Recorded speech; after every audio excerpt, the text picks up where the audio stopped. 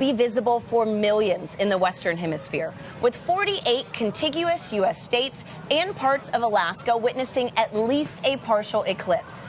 Now, some cities, like Kerrville, Texas, are in what's called the path of annularity for today's events. So, Gina, can you break down what that means and what somebody in this path can expect? Sure, Tahira. So when a solar eclipse happens, the sun, the moon, and the earth are all in line. Now, for an annular eclipse, the moon will be just a little bit further away from the Earth than during a total solar eclipse. And that means when the moon crosses in front of the sun, we're left with this ring of fire that we see in the sky. That is going to be incredible to witness in person. And folks, the eclipse has already begun sweeping across the United States. First starting in Oregon at 9:13 a.m. Pacific and ending in Texas at 12:03 Central. From there, it will continue its path through Central and South America. Now, keep an eye on the telescope feed in the box on your screen. We're going to be sharing live views from across the eclipse path throughout today's show. Now, Gina, is there a way to know what kind of viewing experience I can have in my city? Sure. So our viewers can go to go.nasa.gov/Eclipse Explorer, and that will take you to that interactive map that we have, and you can see when and what your viewing experience will be. That is amazing. Thank you so much, Gina. Absolutely. And folks, if you go ahead and look in that feed in your screen, this is a live view of Kerrville, Texas, and you can see the moon is already starting to inch across the sun right now. So again, this is a good time to mention where this eclipse goes today. We go during today's broadcast. So if you're not in the path of annularity and still want to see that ring of fire effect, don't worry. Our friends from Time and Date are bringing us live telescope views from across the path of the annular eclipse, starting first in the United States and then following the action as it sweeps across Central and South America. We have a lot of exciting things planned for you throughout the show. You're going to see what it's like inside a hot air balloon at the world's largest balloon festival. We'll then check in with astronauts aboard the International Space Station. You'll hear from a very special guest about eclipse safety and then learn all the ways you can participate in next year's total solar eclipse. This is going to be the last time a total solar eclipse passes across the mainland U.S. for 2 decades. Now, you can interact with our experts in today's show by sending in questions using the hashtag AskNASA on social media or by dropping them directly into the comment stream wherever you're watching. Now, today we are here for an annular solar eclipse. But did you know there is actually a difference between an annular and total solar eclipse? Now, imagine the sun is having a spotlight show in the sky. In a total solar eclipse, the moon moves right in front of the sun and covers it up like a big curtain, making everything dark for a little bit. It's similar to what you would see at dusk or dawn. Now, because the moon is completely blocking the light from the sun, we're able to see the sun's corona during a total solar eclipse. Now, in an annular solar eclipse like today, the moon is going to be a bit too far away to completely cover the sun. So like Gina said, when you look up at the sky, you're going to see the sun with a glowing ring around the moon. Because of this, it is often called a ring of fire effect. And as you can see on your screen right now, it is going to be a really, really cool and unusual sight. Now, a word of caution, though. Because the sun is never completely covered during an annular eclipse, it is important to always wear your eclipse safety glasses anytime you look at the sun. Now, both types of eclipses are amazing shows, just with different perspectives. So today we're going to be bringing you views of the annular eclipse, and you're going to have an opportunity to view a total solar eclipse on April 8th, 2024. Now, Gina, anything you would add to that? Of course, Tahira. So the science with the annular eclipse and the total solar eclipse, we can do great science, and NASA has a bunch of experiments, which you'll hear about later today. Fantastic. Thank you so much, Gina. And folks, it's time to meet your other hosts. We have James Traley at our Eclipse desk. He's going to be keeping us keyed into the action, connecting with telescope operators across the country to show us live views as annularity sweeps the nation. And we also have Joy Ung and Michael Kirk at our Albuquerque desk. They're going to be joined with special guests throughout the show to talk about how important eclipses are to all the science we do at NASA and how you can play a part in the activities leading up to 2024's total solar eclipse. Now, we're going to head out to Joy and Michael later, but first, James, how are things looking on your end? Hey, Tahir, so excited to be joining you live from Kerrville, Texas. I've got my Eclipse glasses ready to view today's big event, the Annularity, right here in just a few moments.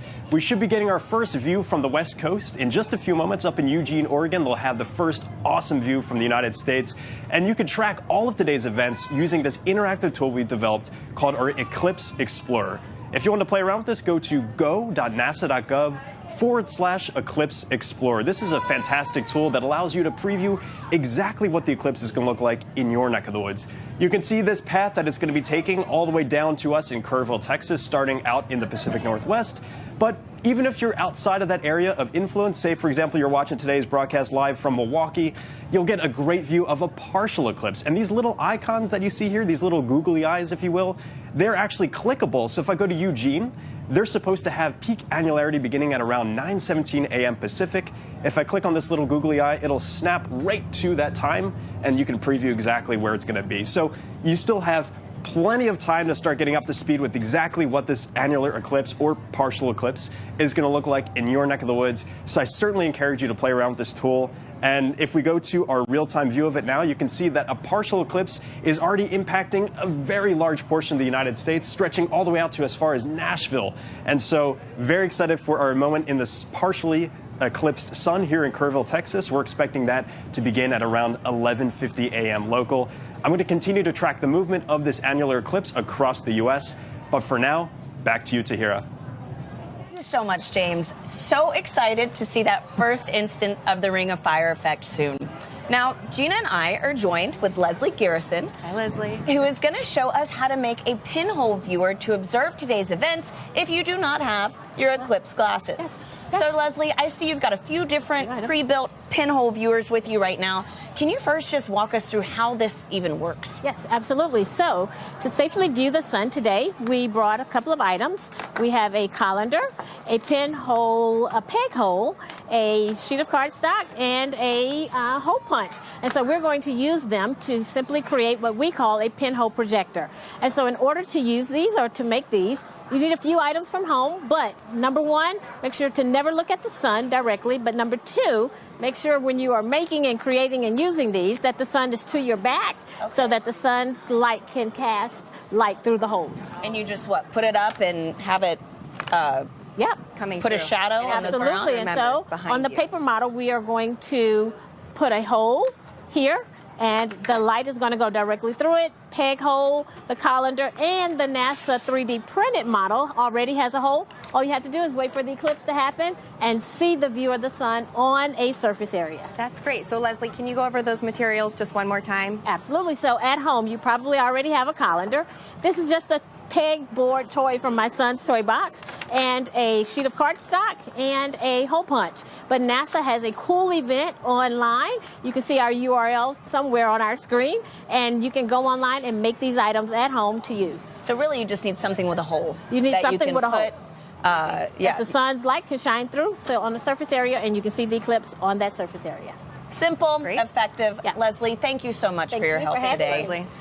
And folks, this is a good time to remind everybody that it is dangerous to look directly at the sun without specialized eye protection for solar viewing during today's events. Now, we have a very special guest that you might recognize popping in to share some important tips to make sure that you stay safe during an annular eclipse. Hi, eclipse enthusiasts. Lance Bass here, and I want to tell you how to protect those eyes and stay safe during a solar eclipse. During these celestial events, the sun, earth, and moon are in sync, creating solar eclipses. During an annular eclipse, it's not the moment for a sun staring contest. Grab those eclipse glasses and shade your eyes from the Ring of Fire. What you'll witness is a true cosmic marvel. The moon will move between the sun and the earth, but the moon is a bit too far away from Earth to completely cover the sun. So, when you look up at the sky during this annular eclipse, you'll see the sun creating a glowing ring around the moon. Because the sun is never completely blocked, it is never safe to look directly at an annular eclipse without special eye protection for solar viewing. This I promise you. You should wear eclipse glasses so that you don't say bye to your vision. Seriously. And eclipse glasses are not the same as regular sunglasses. No, they're not. Safe solar viewers are thousands of times darker and will have a specific certification that you should look for right here. Don't be a space cowboy and try to look directly at the sun. If you don't have eclipse glasses, you can use an indirect viewing method, like a pinhole projector. You can make one of these with something as simple as an index card with a hole, or a colander, or even your hands. With the sun at your back, you can safely project an image of the sun through the hole onto a nearby surface, like the ground. It's gonna be me who is wearing my eclipse glasses, and so are you.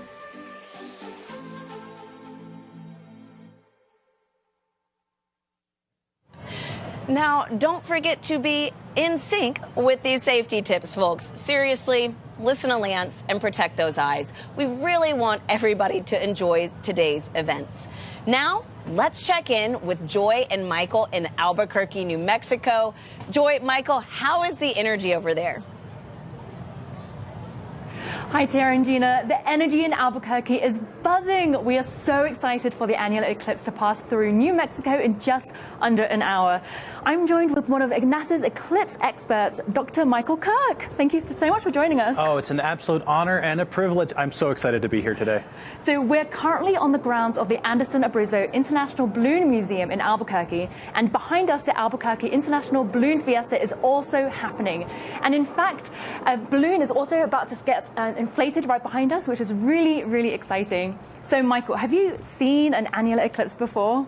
I have seen an annular eclipse in New Mexico back in 2012, but this is a special event here today. With the balloon fiesta going on, there are literally thousands of people behind us, all getting ready for this event. This is one of the most special eclipses I've ever been to. This will be my first annular eclipse. I'm really excited, and the skies are looking really clear, so I have my fingers crossed that it stays that way. So we have these incredible balloons over the past week, but did you know that NASA also does science experiments and develops technology using balloons? They're slightly different from hot air balloons. So to learn more, I chatted with Chris Yoder from NASA's Scientific Balloon Program. Hi, Chris. Thank you so much for joining us. Thank you for having me. So you're part of NASA's balloon program. What is the difference between a NASA scientific balloon versus a regular hot air balloon? Good question. So hot air balloons are air-filled, and the air is heated to create the buoyancy through the lift that gives them flight. Generally, they float at a couple thousand feet, and they go up and down in a matter of hours. Scientific balloons, on the other hand, are quite different. So our largest balloons can fit a football field inside their equator, and they can fly for much longer. So payload capacity is about 8,000 pounds, several SUVs. The duration can be up to 5 or 6 weeks at a time, and the altitudes can be up to 160,000 feet, about 4 or 5 times the height of a commercial airliner. Wow. So quite a bit different, yeah. That's incredible. And you launch all over the globe. So you launch from New Mexico in the US, New Zealand, and even McMurdo Station in Antarctica. Why do you launch from all those different places? In short, we go where the science needs us to go. Some scientists need Northern Hemisphere science for galaxies and star formations. That's why we go to Sweden. Same thing in the Southern Hemisphere. That's why we go to Antarctica. Most missions need some kind of trial or test system, so they'll fly from New Mexico to prove their science or even just collect science at a shorter duration. And then for missions that are a little more risky, we'll go out to PMRF in Hawaii. So can you describe to me what launch day is like? It's an incredible feeling, right? So you see the balloon be released, you hear the rustle of the fabric and the rush of the wind as it stands up. You see the balloon be released on the vehicle and ascend, and it just gives you chills every time you watch it. It's a really great feeling. That sounds incredible. So how many of these balloon experiments have been sun-focused or eclipse-focused? So about 8 to 10% of our portfolio is heliophysics missions. One of the ones that stands out in my mind is one I got to see launch in 2019 from New Mexico. It's called the BITSI mission, and it was looking at the corona, or the kind of the outer edge of the sun, and looking at how that behaves under different conditions. That sounds amazing. Thank you so much for joining us. Thanks again for having me. Our balloon program has been around since 1961, so it's no surprise that our balloons are constantly innovating and discovering new science. So let's dive into some of the big science discoveries that have been made with scientific balloons. High above Earth's surface floats a critical tool in NASA's exploration arsenal: scientific balloons. Massive, helium-filled, high-tech balloons lift heavy scientific experiments into near space to get a clear view of our planet and the cosmos. Launched around the globe, these unique NASA missions provide a fast and cost-effective alternative to rockets to study Earth, our solar system, and beyond. Balloon science has led to many important discoveries. For example, astrophysicist John Mather studied heat from the early universe using balloons, which later contributed to his Nobel Prize-winning work confirming the Big Bang theory of an expanding universe. A special type of high-altitude balloon can carry telescopes above the clouds for extended periods of time to study the dark matter in distant galaxy clusters. One of these superpressure balloons, called Superbit, captured the Tarantula Nebula 160,000 light-years away. This winter, crews in Antarctica are preparing to launch the Gusto mission. Its infrared telescope will examine the complete life cycle of a star. NASA's scientific balloon program, guiding a path to discovery above and beyond.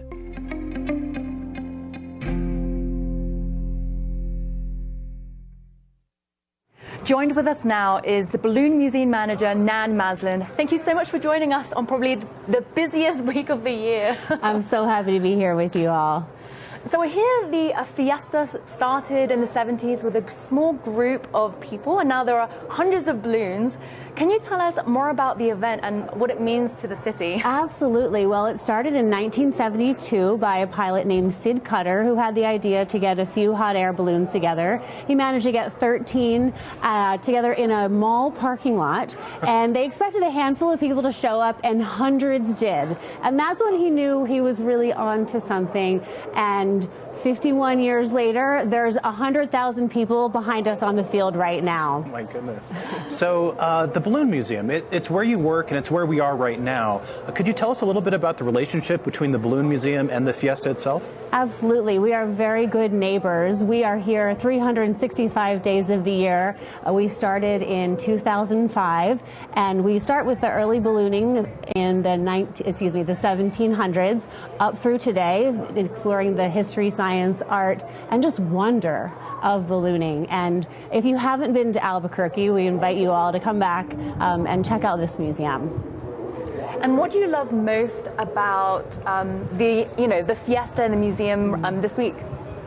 New Mexico is such an enchanting place to be, and the smell of roasting green chili in the air, there's nothing like it. There's a reason why Georgia O'Keeffe chose this place as her home. It's because of the open sky and the beautiful landscape, and we get to enjoy so much of that here.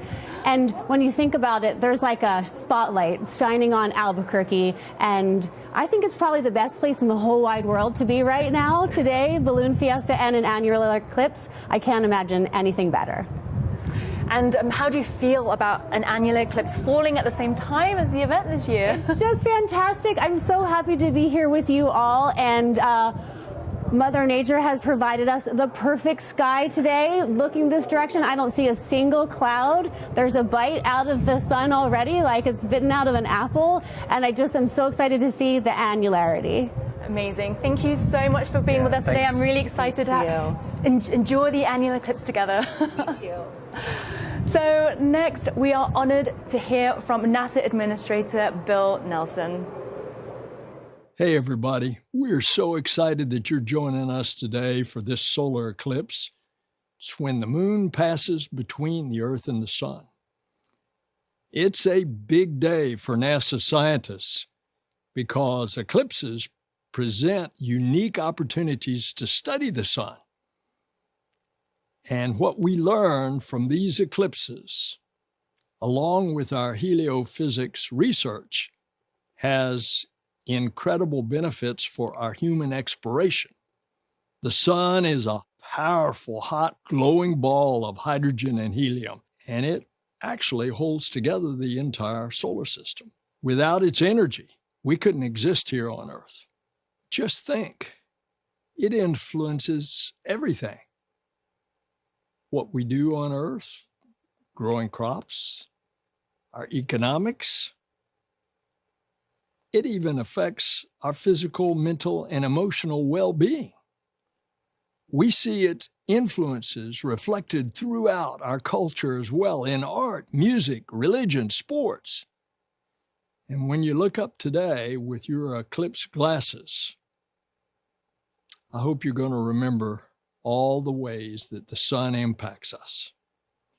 NASA will never stop studying our closest star for the benefit of all of us, terrestrial beings here on planet Earth. Thank you, Administrator Nelson. So, Michael, we've been getting a lot of questions on social media. Shall we dive in? Yeah, let's do it. Okay. So, I have a question here from Priyesh Patel on YouTube, and they ask, do events like eclipses occur in a similar pattern geographically? Oh, absolutely. Geographically, we get the same sort of shape of an eclipse that will move slightly northward in its progression. So this is called the Saros cycle. And every 18 years or so, there's a repeated pattern of an eclipse, and the pattern itself repeats a little bit further north each time. And so we get these overlapping patterns that are exactly the same over time. Amazing. I didn't know that. Yeah. That's really surprising. Okay, and before I go on to my second question, I just want to mention that in the telescope view now, we are seeing a partial eclipse and a lot of bite out of the sun. Oh yeah, it's getting a bit bigger. We're not quite to 50% yet, but yeah, it is getting there. It's pretty exciting. That's so exciting. Okay, so the second question I have is Sammy Connor on YouTube, and they ask, how does the Ring of Fire eclipse affect the light from the sun reaching Earth? Ooh, that's a fantastic question, because this has something to do with the science that we can do with eclipses as well. So as the sun gets blocked by the moon progressively, there are parts of the sun, active regions specifically, that will be blocked, and the light from the active regions won't be able to hit the Earth's atmosphere. So we can actually study the effects. We can actually study these effects. We'll hear a little bit more about this later in the program. Amazing. Okay, so a third question is, one of our viewers on YouTube asks, how do eclipse glasses work? Ooh, that's a great question. So these things. Yeah, we have eclipse glasses. Okay, so you see the lenses right here. This is a mylar film, and the coating on it blocks over 99% of the white light that comes here. Not only that, but it also blocks infrared and ultraviolet light, so it keeps your entire eye safe. So it's really that coating that keeps us safe from the powerful sun's light. I'm glad. Yeah, me too. Thank you so much, Michael. Of course. So remember, wherever you're watching in the show, ask a question in the comments below using the hashtag AskNASA, and we'll be answering more later today. So now let's head back to Tahira and Gina in Kerrville, Texas. Thank you, Joy and Michael. The weather looks great in Albuquerque, New Mexico. It does, yeah. So, folks, if you're just joining us, we're following the 2023 Annular solar eclipse as it sweeps across the Americas. Now, coming up soon, James at our eclipse desk will be plugging us into our very first views of Annularity taking place in Eugene, Oregon. Now, Gina, as we anticipate this beginning first moment, can you walk us through what exactly is happening when an Annularity takes place?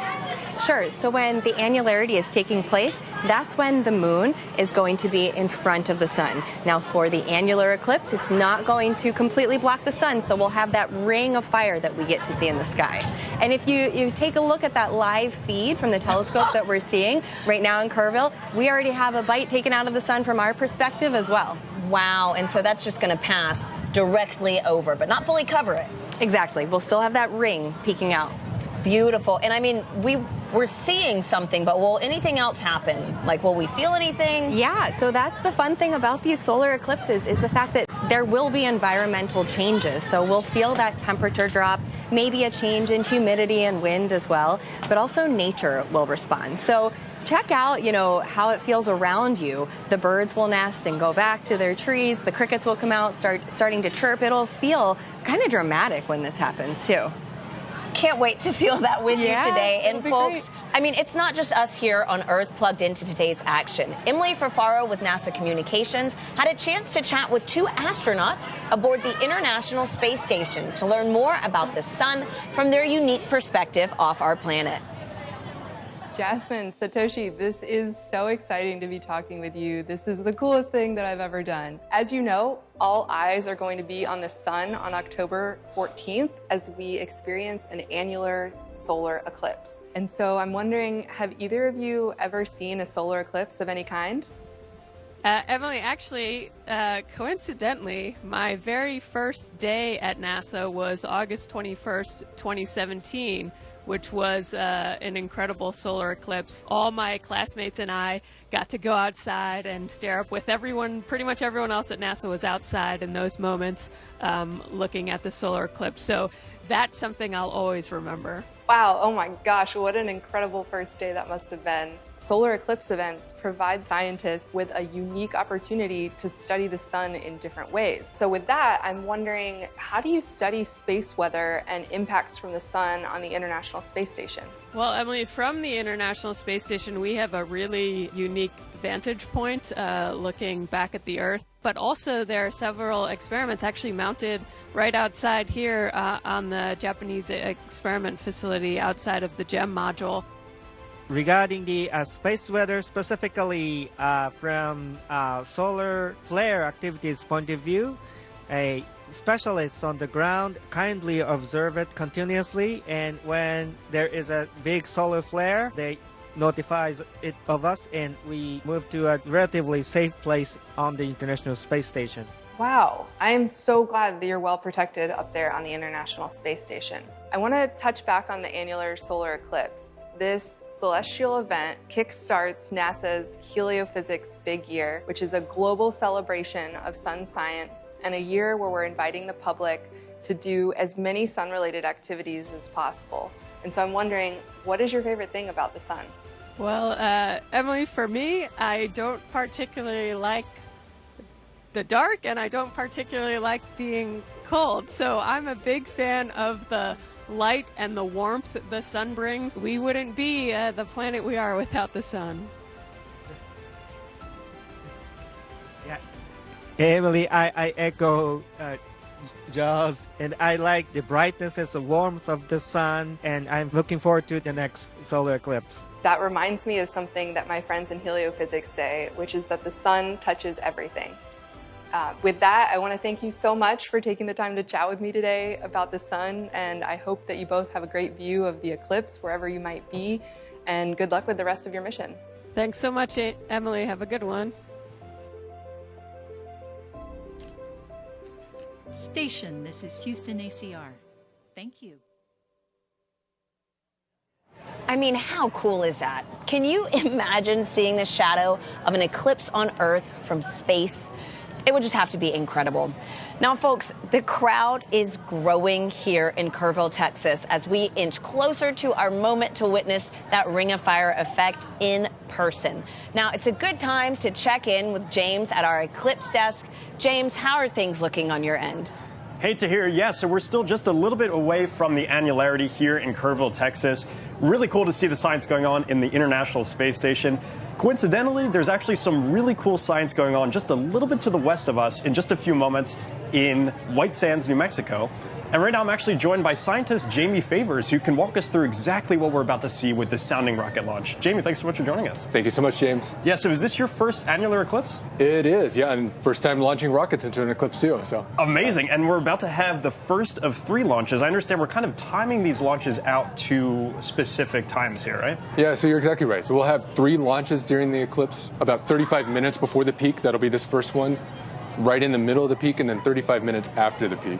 Studying that upper atmosphere, the ionosphere, kind of see what are those impacts from the sun that really change, important features of the upper atmosphere that impact things like radio communications, satellite operations. Yeah. And we just had a launch yesterday in Cape Canaveral, Florida, of our Psyche mission. That's going out into deep space, but these rockets were just launched actually here. Perfect. This is just took off, so this is actually going to come back down afterwards. That's right. So we're seeing first stage burnout here about 6 seconds in. Blink out for a second, so the rocket's still moving along. There we see the rail, the pad that we just launched from. So as we're launching into space, we're going to start making measurements roughly about a minute into launch, so we're a few seconds in now. I bet we're getting pretty close to the second stage lighting off at this point to take us all the way into space. So roughly that 1 minute mark is where we start to do a lot of the science. The payload separates from the rocket.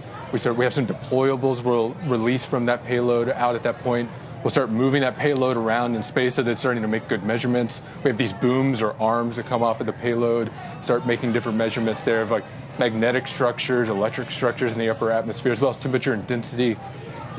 One way to kind of think about this, what the shadow of the eclipse is doing in that upper atmosphere is it's creating these waves as all those temperature and density changes are occurring. So kind of think about it in the way of like a boat moving through the water. Yeah. We've all seen a boat move and you see the waves propagating out from it or moving away from the boat. That same thing is happening here with the eclipse and that shadow. So with those 3 rockets, we're launching one right before the boat moves through, Yeah, exactly. one right in the middle of the boat coming by, and then one right after the boat moves through, or the eclipse shadow. Sweet. And so we are just now a couple minutes away from actually getting Annularity here in Kerrville, Texas. Our first view is actually going to be up in the Pacific Northwest, up in Eugene, Oregon. They are going to be experiencing this starting at around 9:17 local time. Jamie, thank you so much for joining us. Best of luck for the next 2 launches. Yeah, thank you so much, James. Back to you, Tahira. Wow, I mean, if the day wasn't exciting enough, now we've got a rocket launch in the mix. It's so exciting. It's incredible. And I mean, what a NASA broadcast, right? And so thank you, James and Jamie. Now, Gina, we have a lot of great questions rolling in from our viewers online. How do you feel about taking a few? Let's do it. Okay, let's do it. So our first question is from Entertainment on Facebook, who asks, how often do eclipses happen? Great question. Well, thank you for that. So there are actually eclipse seasons. And so we can get eclipses about 2 to 3 times a year. You might expect them to happen every time there's a new moon, but that's not the case because the orbit of the moon is tilted by about 5 degrees, which means sometimes the shadow is a little too high and it doesn't hit Earth, and sometimes a little too low. So we need those eclipse seasons as that sweet spot. Okay, nice. And so I actually have a really great follow-up to that. Okay. Spectacular Science Podcast on YouTube asks, how do you predict solar eclipses then? Okay, well, it's actually pretty straightforward how to calculate the eclipses because we have a good understanding of the moon's orbit. We have a good understanding of the Earth's orbit and how that whole system is connected. And so we kind of take the geometry and the inputs that we have, and we're able to pretty accurately predict those eclipses. And so these are things that we can look out decades in advance to understand when eclipses can occur. Oh, cool. And so how often would an eclipse pass in the same city? Do you know? Well, so for total solar eclipses, it's very unique for an eclipse to pass more than, it's about once every 375 years that a location can experience it. So it's pretty hard to be in the same spot to see a total solar eclipse more than once. Awesome. Yeah.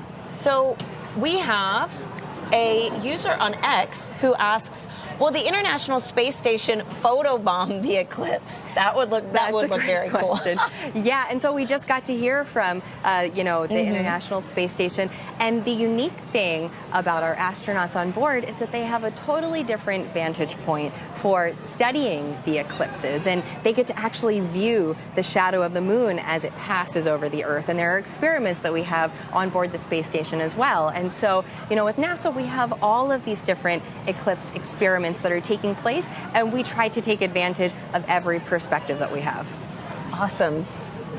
So we have a final question from Dante. This is going to be a quick one. Okay. But Dante on Facebook, who wants to know, will the moon block solar wind along its path during this Ring of Fire eclipse? Oh, I love that question. So the solar wind is actually a stream of charged particles that's constantly coming off of the sun, and it interacts with the Earth and other planets in our solar system. Now, the Earth's magnetic field actually blocks a majority of those particles from interacting with Earth. Some are able to get through and interact with our upper atmosphere, but for the sake of the eclipse, most of the particles will still kind of be able to be deflected around the Earth's magnetic field. There will be some that are able to interact with the moon, but it wouldn't have a huge impact on what we experience at Earth. Fantastic. Thank you so much, Gina. And You're thank you to welcome. everybody sending in these questions online. We will get to some more of what you want to know by later on in the show. So keep sending those questions in using the hashtag AskNASA. Now, let's check in with Joy and Michael to see what's new in Albuquerque. Joy, how's it going? Thanks to her and Gina. So we're just under 30 minutes away from Annularity in Albuquerque, New Mexico. Michael, shall we put on our glasses to see what the sun and moon are doing? Yeah, let's do it. Okay. Okay, so you're seeing a deep partial solar eclipse. More than half of the sun is blocked out, and so you just see a crescent of sunlight peeking out. Wow, that is amazing. Annularity is just going to be stunning. I can't wait. Oh, I can't wait either. This is terribly exciting. You can see a balloon inflating behind us. We have Annularity coming. It is all coming together today. I just can't believe that an annular eclipse is happening at the same time as the fiesta. It really feels special, doesn't it? And actually, earlier this week, I even got to fly in a hot air balloon, which is just amazing. That's fantastic. I met an amazing balloon pilot, Jonathan Wolf, who's been launching balloons in Albuquerque for decades. So let's take a look at our ride. So for complete newbies, how does a hot air balloon work? It's a great question. It's physics, simply. We heat up the air inside the balloon, and that makes it less dense, and then that makes it float. Now, what that means, though, is we can only control up and down. The way we fly and the way we navigate is by choosing different layers of air to fly in. And I've heard that there is a box, the Albuquerque box.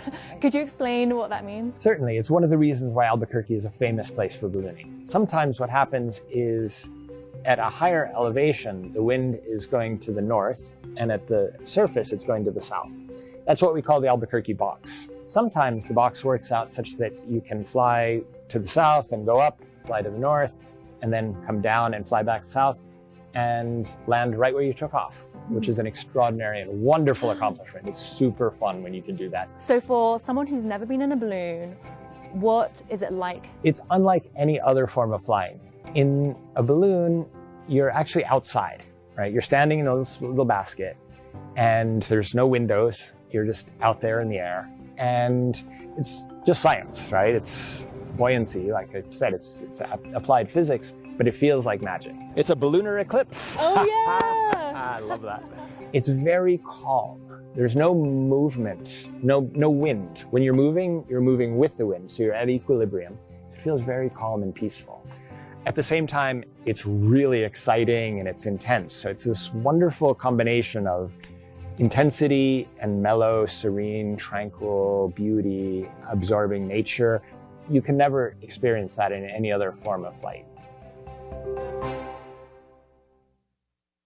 Wow, that brings back great memories. And if you can hear the wind behind us, they're actually inflating the balloon I rode in just behind us, which is so cool. So was that your first balloon ride? It was my first balloon ride, yes. Oh my goodness, how did it go? I remember taking one about 20 years ago and it was fantastic. What was your experience? The most surprising thing is that when you're up there, you don't feel any wind against you, right, because you're actually moving with the wind, so it feels completely calm. Oh, that's fantastic. So would you do it again? I found it terribly relaxing. 100%, yes.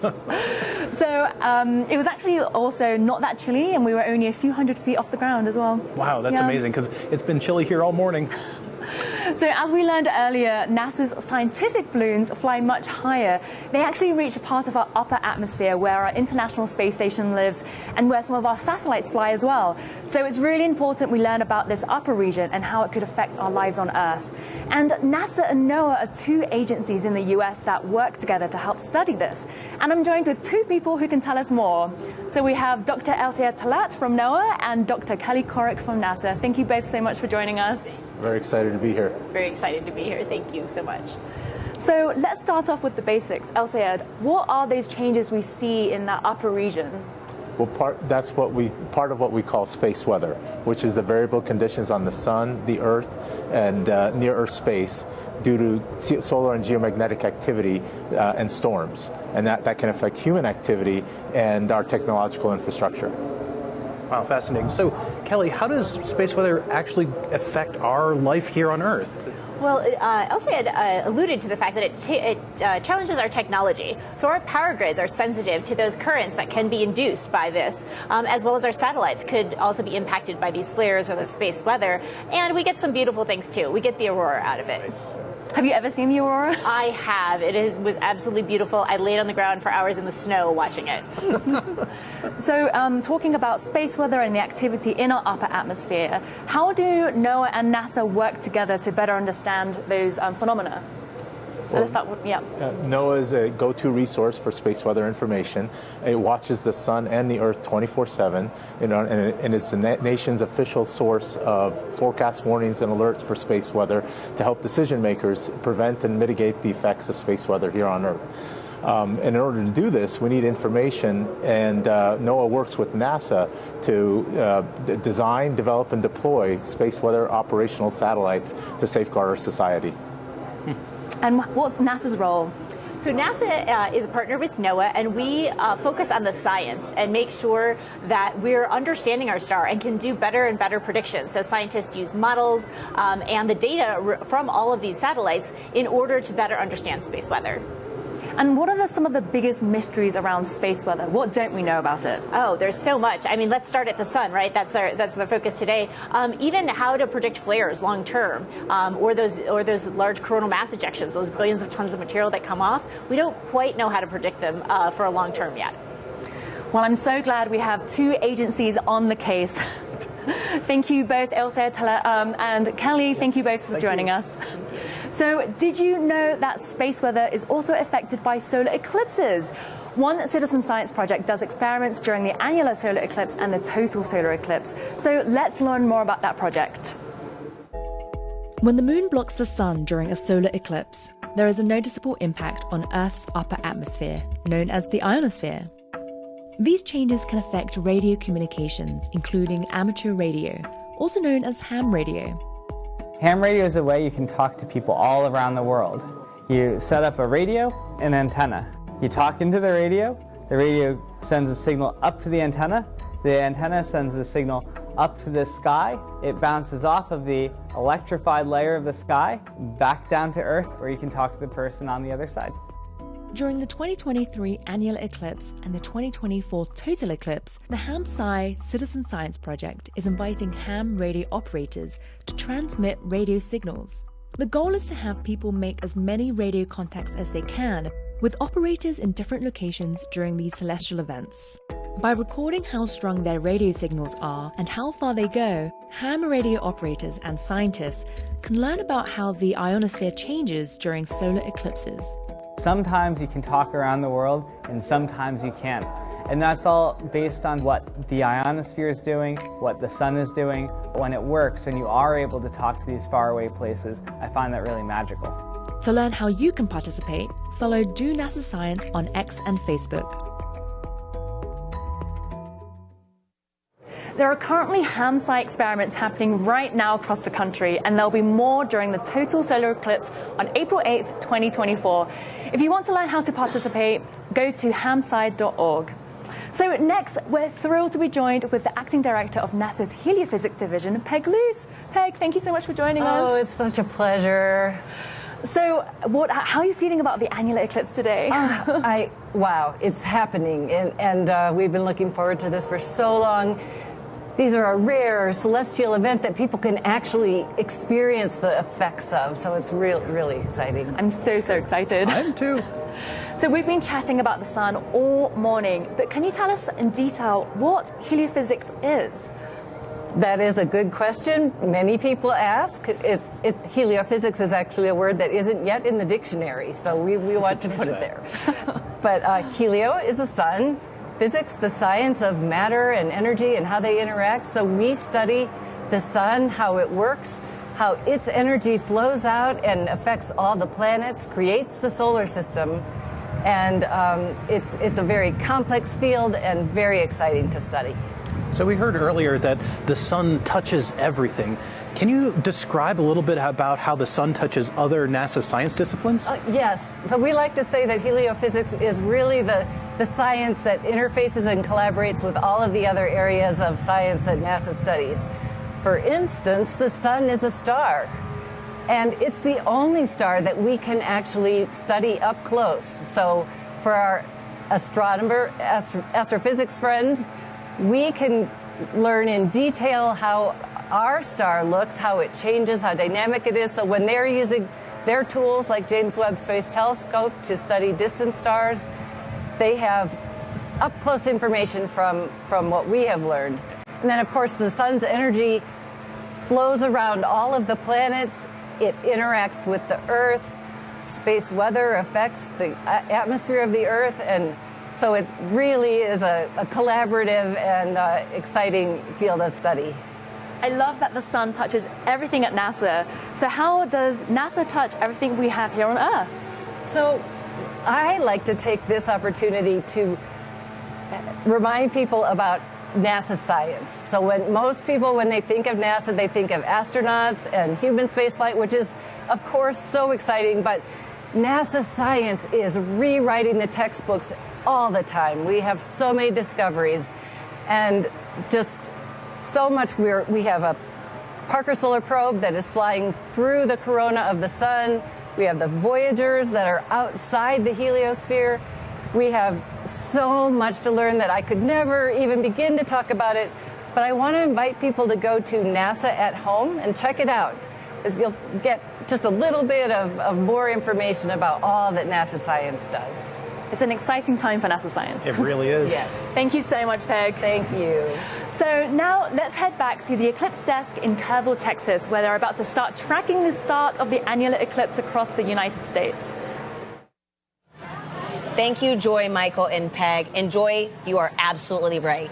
Folks, we are moments away from the start of today's annular eclipse in Oregon. Now, I know I'm excited. This will be the first time I've ever witnessed one of these events, and I hope you are too. It'll be my first annular eclipse as well. But Tahira, I was lucky enough to see the 2017 total solar eclipse, and that experience was amazing. So I think we're in for a treat today. So this is going to be a totally new experience for you. It will be, yeah. And so, Gina, actually, you know what? Let's go ahead and see if we can pull up the telescope feed from our friends at Time and Date.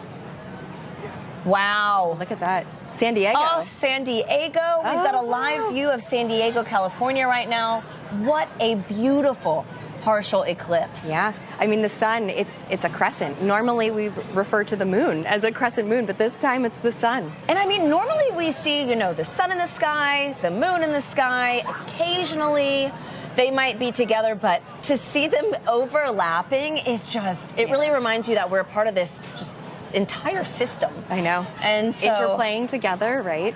And you can tell, I mean, from this view, you can really appreciate the fact that from our perspective, the moon and the sun seem to look like they're the same size, even though in reality they're not, right? It's incredible. You know what? Right now, let's go ahead and check in with James at our Eclipse desk. James, what's the latest? Yeah, hate to hear us. So we have officially kicked off Annularity here in the United States. If we look at our Eclipse Explorer, you can see that the area of effect of that annular eclipse has now hit Eugene, Oregon. They should have a phenomenal view there. And just a reminder to all of our viewers who are in that region, the Pacific Northwest, be sure to use your eclipse glasses as you're looking at the sun and the moon above. You should have a beautiful sight at this moment. That's going to last for just a couple minutes, so really take advantage of that big moment. You just saw that view in San Diego. Even if you're outside of this area, you might still have a beautiful view of a partial eclipse.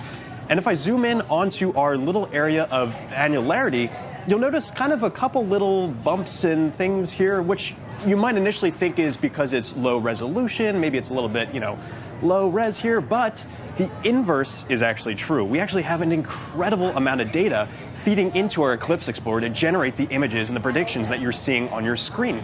This tool takes into account two unique things. One is obviously the topography of Earth, so mountains, river valleys, all kinds of little divots and things as that shadow moves across the land. But also, and really interestingly, it takes into account the shape of the moon. When you think of the moon, you might just think it's perfectly circular, but there are so many little objects like mountains and craters and all kinds of things dotting the surface that are all being fed into this prediction that you're seeing here that will then show you exactly what the shadow is going to look like. You won't really be able to see this difference from the ground, but if you're up in space looking down at this, you'll actually be able to see that area kind of ripple almost as it's moving across the terrain. So definitely I encourage you to check out this tool. It's a really phenomenal one that's really just using so much data to feed into this. And again, even if you're outside of this area, I encourage you to use our tool to kind of predict what you're going to see. So if I scroll all the way over to the East Coast and I zoom all the way out here, you can just see just how large this area of partial eclipse is. This kind of outer circle that you see here is areas that might be having a partial eclipse. So if I click on, for example, Philadelphia, I know quite a few people watching there. It looks like it might be a little bit rainy, but if the sky clears up for you, you'll have a peak coverage for your partial eclipse at around 1:21 local time. So still plenty of time for you to get your glasses ready in order, get your pinhole projectors created. You had that instructions earlier in the broadcast, and really just take advantage of this incredible celestial moment. These don't really happen very often, so it's a really unique experience to be able to witness this live from here in Kerrville, Texas. Just a few moments, we'll actually be able to have that view from right here. I can hear the crowd already kind of buzzing. People have all their glasses ready to go, already kind of looking up and observing that partial eclipse. You just saw the coverage in San Diego. This is really sweeping across such a big area of the United States, and it's going to continue to move closer and closer and closer to us. You can see already, since I've just started this conversation here, we've already moved away from Eugene, so they are no longer in Annularity, and this is continuing to move into parts of Nevada. This will then continue to track further southeast to our friends out in Albuquerque at the Balloon Festival. They'll have a phenomenal view there, intermixed with the balloons and everything. It'll look awesome. And you're also seeing right now our live view of Kerrville, Texas. You can see we're already in pretty good coverage here with the partial eclipse. If I click on a Kerrville on our interactive map, you can see that we're expecting our peak coverage of the Annularity to begin at 11:50. And I'll remind you again, if you're using our interactive tool, these are all clickable too. So if you wanted to click onto those and to see exactly what time and exactly what it's going to look like, actually, this is a prediction of what it's going to look like in your neck of the woods. And so actually, the path you're seeing this moon taking is the exact path it's going to look like the moon's taking in real life for you. So that little googly eye is showing that directionality. So for us, the moon has already entered in from kind of above the sun here. It's going to continue tracking down, eventually giving us that incredible ring of fire effect. I can't wait to see this live. This will be the first time for me ever seeing an Annularity live. I'm super excited. So the hit is coming up again in Albuquerque, New Mexico. In just a little bit, they'll get a phenomenal view there. Keep tracking it. But for now, back to you, Tahira. Incredible, James. And I mean, I think earlier you said buzzing. Like, Gina, it feels like the town is coming alive. It is. It's starting to get a little colder here. I know, I'm kind of chilly. And so, I mean, looking around, you can just see people are kind of lounging back with their safety eclipse glasses and just taking it all in and getting excited for this. And not only will Kerrville see today's annular eclipse, they're also positioned to see the total solar eclipse next year. Yeah. Right? Like, how awesome is that? And so, folks, let's take a look at how the city has been preparing in the lead up to these special events. Kerrville is the eclipse capital of the state of Texas. It is known as being the capital of the Texas Hill Country. It's the epitome of Texas. Ranches, deer, beautiful streams like the Guadalupe here.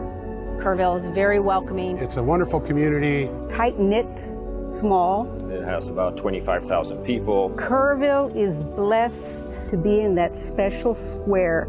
Not only are we going to witness the annular eclipse in 2023, we're also going to witness the total solar eclipse in 2024. We're talking about crossroads, you know, we get it twice.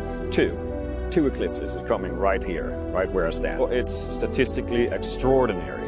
We get two in less than 6 months. Everybody's excited about it. City council, county commissioners, everybody's working diligently to be able to provide safe opportunity for the influx of people. This will be the biggest event in the history of the city, and that's why the city is preparing. We're preparing to make the event enjoyable for everybody who wants to see this tremendous natural phenomenon. I think that Kerrville has done an awesome job of preparing, way in advance. It's getting that message out to people to make sure that they're taken care of personally, but then there's the science part of it, letting them know what is an eclipse. And I'm just having a great time going out and talking to civic organizations and clubs and to talk about eclipses. So this will be my 4th and 5th solar eclipses. I've seen total eclipse in Nebraska. I drove 1,200 miles for a little over 2 minutes, and it was well worth it. And just couldn't believe the experience of the eclipse. I mean, it literally gives me goosebumps every time I talk about it. It's a visceral, emotional experience that is just, you have to experience it to understand. I thought I knew what it would be like, but I gasped at the sheer wonder. It's going to be you're going to hear that intake of air and awe. It was the most beautiful natural thing I've ever seen. So to have an eclipse basically in my backyard is just, it's indescribable.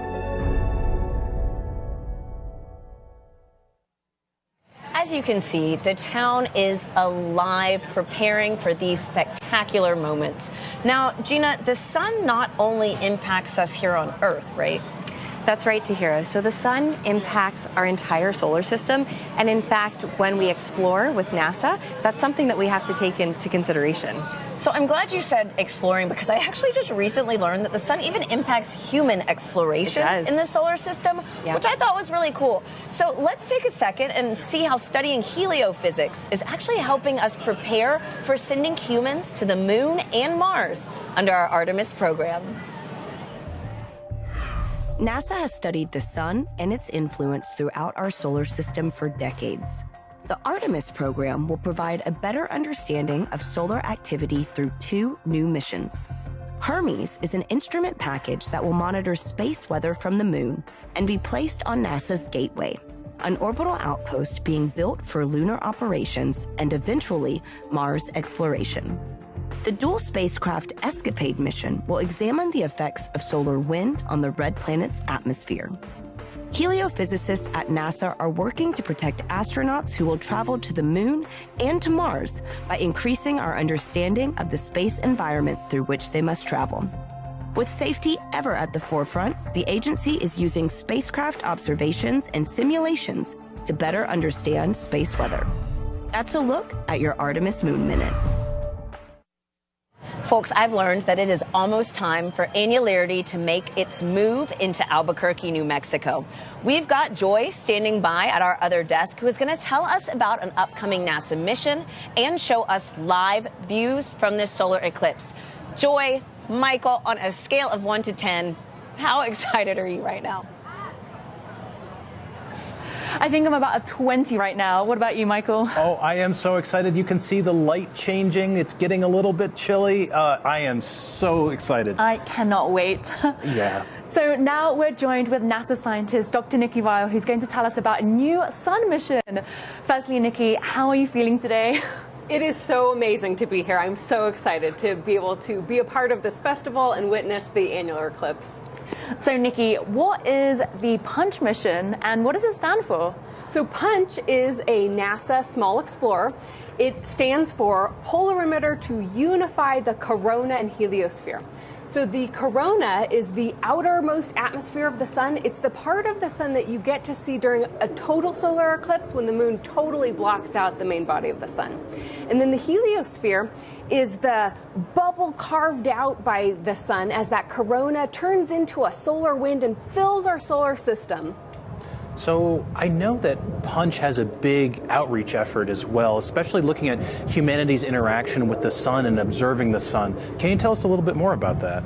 Yeah, humanity has been studying the sun and the moon and those different cycles for millennia. And one place where there's a lot of evidence of that studying of the sun is over in Chaco Canyon here in New Mexico. And actually our PUNCH outreach team, some of our PUNCH outreach team is over there in Chaco right now, where there's just so much evidence of ancient and modern sun watching. The ancient sun watching there evidence is on the rock of the sun, there's this petroglyph of what we think might be the 1097 total solar eclipse that actually went right over Chaco Canyon on a path similar to the annular eclipse today. And then, of course, the modern sun watching is what we're all doing here today, and of course our Native American partners on the PUNCH outreach effort that still honor some of their traditional sun watching efforts, and then of course our NASA missions like PUNCH and Parker Solar Probe. That's amazing. And you mentioned PUNCH shows and studies the sun's atmosphere, the corona. Why do we need to study the sun's atmosphere? The corona is amazing because it is hundreds of times hotter than the photosphere below it, the surface of the sun, the part that we should never look directly at. So that's amazing. That's like if you walked away from a fireplace and it got hundreds of times hotter. Now, we know it has to do with the magnetic fields rooted down in the sun, but we don't know exactly how that energy gets into the corona. So that's one of the things we're really interested in studying. Right, so we're looking at a live shot on camera of this eclipse. We're getting really close to annularity. So what are you looking forward to as a scientist when you think about eclipses and especially with the new mission coming up? punch is going to be so amazing because it's going to take images of the corona and that plasma as it fills the solar system in regular white light. Like we could see it with our eye if our eye were sensitive enough and if the moon always blocked out the main body of the sun. But it doesn't, and that's why we need NASA missions like Punch to do that for us. Fantastic. I can't wait for the mission to launch. Me neither. I'm super excited about it. So we're like we're moments away, minutes away from the annular eclipse here. Nikki, thank you so much for joining us. I hope you enjoy the annular eclipse. Yeah, thank you so much. This has been great. And I hope you keep safe from the wind. The wind has kind of picked up right now. So the skies are clear, the wind has picked up, but we have a clear view of the annular eclipse. So remember, the annular eclipse is moments away from Albuquerque and the sun is never completely covered. So during the eclipse, you have to keep your eclipse glasses on the entire time. You can also use other indirect viewing methods too, like a pinhole projector if you don't have eclipse glasses. So Michael, do you have your glasses ready? I have mine ready. Great. So now let's go to a full screen view of the telescope here in Albuquerque.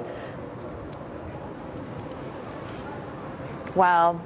Wow. We are minutes away and you can see that the ring of fire is almost here. Yeah, the sun is just egressing over into the moon, or the moon's egressing onto the sun. We're getting closer and closer. The light here on the ground is visibly different, and looking up at the sky, where we see a thumbnail moon. It is our thumbnail sun. It is gorgeous. Wow. The ring of fire, the almost ring of fire, it looks so sharp and clear with our beautiful skies today. Yeah, it really is almost that Johnny Cash moment. We're getting close to the ring of fire. It is really beautiful to see happening in real time as well. This is one of those events where I can sit and watch and see how the moon is progressing and see that changing. I can't believe that the moon, we can actually see the moon moving in front of the sun right now. You can literally see it. It's just incredible. So as we approach Annularity, you might be able to see Bailey's beads. These are bright points of light of the sunlight coming through the valleys on the moon itself, right before the Annularity begins. You can even hear the crowds in the background. You can just feel the atmosphere building up. Yeah, it is palpable. Everybody is super excited here. I know I am just thrilled. We are just in the final countdown. You can hear some people starting to cheer and starting to get all pumped up themselves. Wow, the ring of fire is almost here. I'm just going to take my glasses off briefly, and you can see the crowd. Everyone is just staring safely at the sun right now. It's just amazing that we're all united looking at this amazing celestial event. And make sure you take a look at the shadows around you. You're going to see these crescent shadows everywhere as different objects create natural pinhole projectors. And so make sure that you do have a moment to take a look at the world around you, because there's a beautiful rings. So let's take a minute and just be quiet and enjoy the view.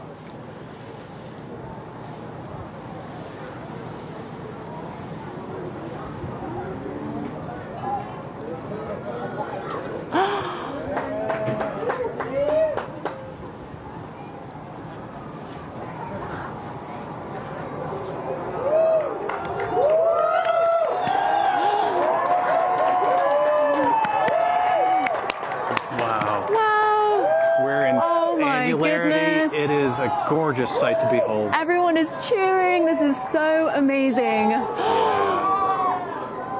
Wow. Yeah. This is amazing. You can hear people screaming in the background. People are so excited. And take off your eclipse glasses safely, of course, and make sure you look at the shadows around you, look at how the environment has changed, and just make note of this entire event. Wow, this is so amazing. This really puts our planet in perspective with the whole solar system, you know? It's truly spectacular. It's one of those natural phenomenon that I just feel so lucky to be here at this place at this time to be able to observe it.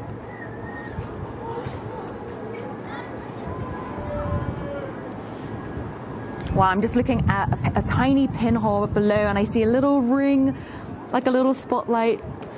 This is so cool. You can see ringlets dotting everywhere around here. Michael, see people taking pictures of the ground. How are you feeling, Michael? Oh, this is spectacular. You know, we've been preparing for this event for so long. To actually be in this moment and to be experiencing it live is just tremendous. Joy, how are you feeling? I'm just in awe. You know, I can feel the temperature drop, and this ring of fire feels so long. It's just about 4 minutes long, and it feels just incredible that we are seeing moon right in front of the sun right now. So that moon's shadow is traversing across the ground at a few thousand miles an hour, almost Mach 3. So even though it seems like it's lingering, it's actually making really good progress, and pretty soon our colleagues in Kerrville will be seeing Annularity too. Wow, and the crowd, everyone is still staring, looking at the annular eclipse. I love that everyone is here together, enjoying this together. Wow. Yeah, you can almost hear a little bit of an awe and reverence among the crowd. Initially, there was a bit of cheering, and then everything got a little bit quieter as people took in the sight. I think that, you know, as people experience this event, it strikes both, personal but also communal, and it's a really beautiful, beautiful event to see. I would say we have about thousands of people in the fiesta today, and hundreds on the museum grounds. Everyone is just excited about this eclipse, and it's just so lovely to see. I think also what I really love to do is to look at the crowd and see everybody looking up at the sky with their glasses on in the same place. It's just, it's fun to do a little bit of people watching as well. Yes. Wow, this is a perfect ring of fire. It's just so crisp. Yeah, it's fantastic. I'm so excited for the science that is going to be coming out of this too. Of course, I always come back to the science, and this opportunity to have the moon covered to this extent is going to provide us really amazing data about how the sun and moon and Earth how they interact with each other. Oh my goodness, we have about 30 seconds left of Annularity here. I just want to absorb this moment.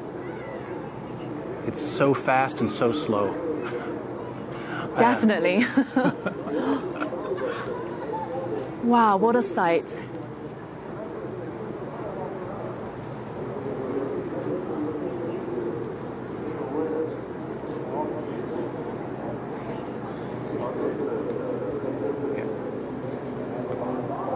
Sometimes you just have to take a moment to take it in. Yes. Oh my goodness. Well, we have a few more seconds left of Annularity in Albuquerque. Yeah, we're closing down on the last little bit. See if you can see a Bailey's bead possibly popping up right as that edge of the moon it aligns with the edge of the sun. Just seconds left. Really such a gorgeous sight. It really is. Oh, that is going to be a moment to remember. Absolutely. So Kerrville is going to be experiencing this very, very soon. So let's head back to them in Kerrville, Texas to see what they're up to. Oh, I mean, Joy and Michael, I got goosebumps watching you experience Annularity, and that is about to be us soon. It's true. I mean, so Tahira, we're about 550 miles away from them, and we will have Annularity in about 10 minutes because, as Michael said, the moon's shadow is traveling more than 1,000 miles an hour. Everyone's so excited. Yeah, as you can see, the crowd is just getting excited for today's opportunity. And folks, it's starting to get dimmer here. It's going to be amazing. Yeah. So, Gina, other than sheer beauty, why do we observe eclipses at NASA? Well, NASA can learn a ton of different science from the eclipses. So let's talk about exoplanets for a second, because when we study exoplanets, we are actually using eclipses. The planet itself is passing in front of its host star, and so we can learn about the exoplanets. There are eclipses on other planets in our solar system that we can study, but here on Earth, the science that we're able to do will inform us about the upper atmosphere and how it responds to the sun. So really understanding kind of that sun-Earth connection. We can do lunar science as well, and of course, solar science, learning more about the sun. So eclipses are touching Earth science, planetary science, sun science. Everything. It's incredible. Across And the NASA's spectrum. studying it all. Yes, exactly. We take advantage of that, for sure. Absolutely. I mean, spectacular sight, spectacular science. Yeah. So, folks, we have James standing by at our Eclipse desk with a telescope operator who's going to show us the next city experiencing annularity. James, how are things looking? Yeah, hey Tier, I just had a quick look outside. It is really surreal here. It's kind of hard to process exactly what we're seeing because it's daytime, but it feels like it's not. It's starting to get already very close to annularity. You can hear a lot of screams behind me now. Right now, we're actually getting the annularity in Roswell, New Mexico. They should have a phenomenal view outside right now. And I'm actually joined by a telescope operator who's been providing a phenomenal view for us all morning with her telescope. This is Kat Troche. Thank you so much for joining us today. Thank you so much for having me. This is so exciting. Yeah, it's really mind-blowing seeing it. And so you have quite the setup. Could you walk us through exactly what you have outside for us? Sure. I have a Celestron 6 SE. It's a Schmidt-Cassegrain telescope with a solar filter on the front and a DSLR camera that's streaming to YouTube. And so a Schmidt-Cassegrain telescope's a bit of a unique telescope. Usually you think of kind of like a long cylindrical thing, but this concentrates the image in a different way, right? Right. So it's a little bit more compact. It's definitely designed for astrophotography in mind. And how it works is there is a glass corrector plate in the front. It's clear glass. And the light from anything that you're looking at, whether it's planets or in this case today the sun, will travel through the corrector plate to the primary mirror that's at the back of the telescope. Then that will bounce back into the secondary mirror that is attached to the corrector plate on the front, and then it'll go through again back into the diagonal that's attached to the DSLR camera or an eyepiece if you're looking at it. So a pretty complex process, and also you have to have special protection for the telescope itself because you're used to looking at pretty dim objects. What do you have set up for that? So I have a white light solar filter, and it is incredibly important. Just like protecting your eyes, you need to have solar equipment for your telescope or your camera if you're photographing the sun. Yeah, and so also, this is obviously moving really quickly across our sky. You just heard from Michael that this is really quite a quick event here. So how do you keep it in the field of view of the camera? Well, thankfully, the remote control that's part of the telescope actually has a city database set up, so I can program it for city and state, and Kerrville was actually listed. Look at that. Very awesome. And yes, so you can see it's already moving very quickly towards us. This is where annularity is going to be currently taking place. You can see we're next in line here, coming up in just a little bit. So very excited to continue tracking this across our skies. Thank you so much for providing this awesome view for us all morning. You can really see it's really getting close now. It's got this beautiful crescent to it. Usually we're used to a crescent moon. We've got a crescent sun today. I mean, really awesome. And in just a few moments, we're going to have the ring of fire of annularity. Very excited to have that. Thank you so much for joining us, Kat. Thank you. And back to you, Tahira. Thanks, James and Kat. Now, we have about 6-ish minutes, 6:30, until annularity makes its way here to Kerrville, Texas. As you can hear, the anticipation is high. They're so excited. And so, Gina, as we count down to the big moment, let's take a few social questions. Let's do it. Okay. So we have something to see here on X who asks, am I seeing a couple of sunspots on the telescope feed? Yes, so you are seeing some sunspots. As I look at the live feed, maybe not so much right now because the moon is blocking most of the sun, but when the moon wasn't covering as much of the sun, you could see some darker spots, some black spots here and there, and those in fact are sunspots, which are areas of really intense magnetic fields, and the surface of the sun is actually cooler, which is why they appear darker than the rest of the bright sun that we see. Now, we heard a little bit about space weather and some of that solar activity that's coming towards Earth during, some of the sun's activity, and basically these sunspots are where that activity can come from. And right now, the sun is in the part of its solar cycle where more of those sunspots start to appear. So the sun goes through an 11-year cycle, where it becomes active and then where it becomes less active. And right now we're inching towards what we call that solar maximum. And so more and more of those sunspots appear, and that's what we're seeing today. That is incredible. And I mean, again, talk about activity. Gina, this crowd right now, like, folks, if you could see it, I don't know if you exactly. Yeah, there okay, you go. we have folks looking up already with the eclipse glasses on. You see the live telescope feed in your on the screen right now. We are moments away. What I think is super cool, we've even got some folks out here with their own telescopes and cameras to really capture this spectacular event. Yeah. And so, again, it looks like we've got about 4 minutes. The crowd is growing, and I'm interested to see how everything kind of calms down too. So we'll see. Gina, I have another question. This is from Baron on YouTube, who asks, does a solar eclipse have a material impact on the atmosphere? Oh, I love this question, because with the eclipse, we really are trying to understand the Sun-Earth connection.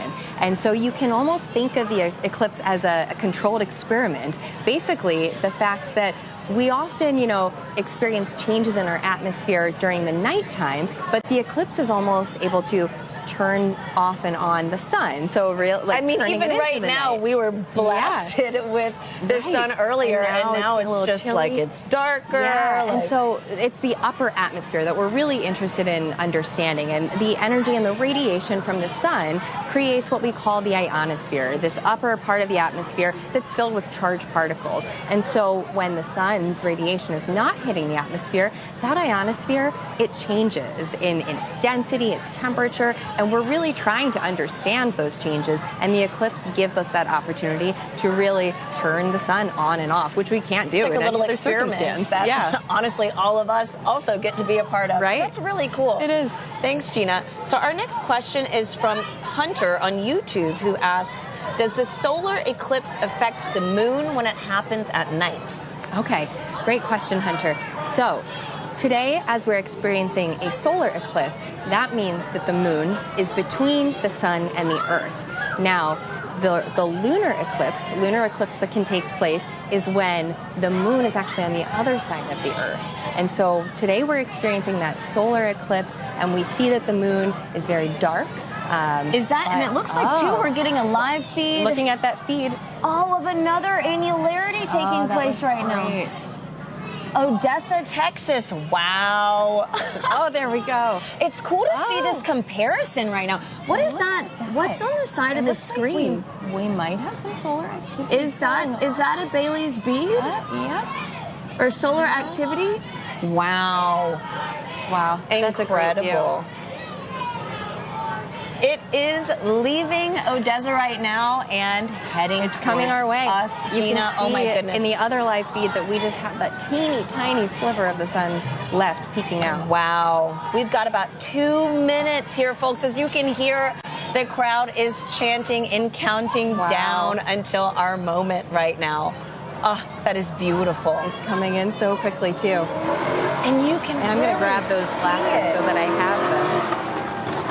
Okay, wow. So before we hit our moment and peak in annularity, folks, it's a good time to give a reminder that it is never safe to look directly at the eclipse without proper eye protection when watching even a partial or annular solar eclipse directly with your eyes. You must look through safe solar viewing glasses or a handheld viewer at all times. Do not look at the sun through a camera lens, telescope, binoculars, or any other optical device while wearing eclipse glasses. Wait, 1 more minute, folks. If you don't have eclipse glasses, you can use an indirect viewing method like a pinhole projector, which has a small opening and will project the image of the sun onto a nearby surface. You just heard it. We are under a minute away from the annular eclipse making its way across our area into Kerrville, Texas. It feels like it's gotten here so quickly. We've been counting down. I know. And now we're less than It a is minute. beautiful. And so, again, you're witnessing firsthand the moon passing between our star and the Earth. And we're taking this full screen right now. Gina, let's take this opportunity and get a closer look. All right. Oh my gosh, And looking this is around, the I mean, first everything time. is so dim.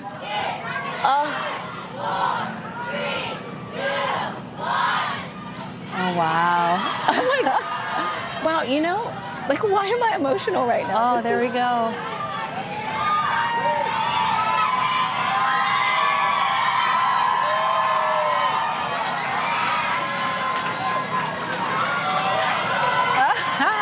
Oh my God. I mean, it doesn't look real. I didn't think I would cry. Like, what the heck is going on? Wow. This is... Wow. It looks great. I mean... You can just see, it looks like a perfect circle of the sun peeking out. It really is that ring of fire that we have here. Wow. Gina, I thought I'd have goosebumps, but I'm like literally shaking. This is crazy. I know. I agree. So, I mean, this is your first annular eclipse. I mean, was it what you expected?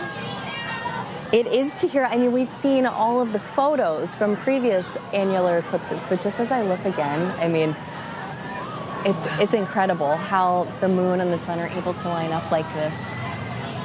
And again, I mean, the moon is way smaller than the sun, but right now it's really giving it a run for its money. It is. Yeah. Why is that? Well, so a little fun fact about our moon that's pretty incredible. It's 400 times smaller than the sun, but it's also 400 times closer to the Earth. No, and way, that 400 is the magic number here. Yeah, the fact that 400 and 400, that means in the sky, the moon and the sun appear to be the same size. And that is unique to us on Earth. No other planet in our solar system has that ratio that makes it so special. So you're saying that if we viewed an eclipse on another planet, it wouldn't look like this? It wouldn't. I mean, I'm sure it would be great to see, but it would not look as spectacular as this. Wow, okay, I'm gonna turn behind me really fast. Yeah, looking around. And you can just see everything. The shadows are a little bit different. It's dim. You get this hazy feeling, but the sky is still blue. That's what's strange about it. Oh, it's so sweet. We've got parents like holding little eclipse glasses on their kids to look up. This is just... It's really amazing how just like, I don't know, a natural phenomenon can really make the world pause for a second. Right. Wow. You heard the cheering and now it's quiet again as people are just looking. And so for us, this is going to last about 4 minutes until it crosses, right? That's right. And why is that? Is that the same in every city or... Yeah, so there's actually the length of the maximum eclipse can change based on several factors. I mean, each eclipse is unique. And so one thing has to do with where in the moon's orbit the moon is, because the moon's orbit isn't circular. So it will go faster and slower at different parts. And that will make the shadow travel at different speeds. Also, where the shadow is landing on Earth will have an impact, because if you're at the equator, you're going to be rotating much faster than if you were at the poles. And so for that fact, it changes the length of that maximum eclipse too. And that's true not just for annular eclipses, but for the partial eclipses, for the totality, for total solar eclipses as well. And I imagine, our folks at home getting some of those partial eclipses are also having a great experience too. Wow. I don't know what I expected, but it wasn't this. Like, this is incredible.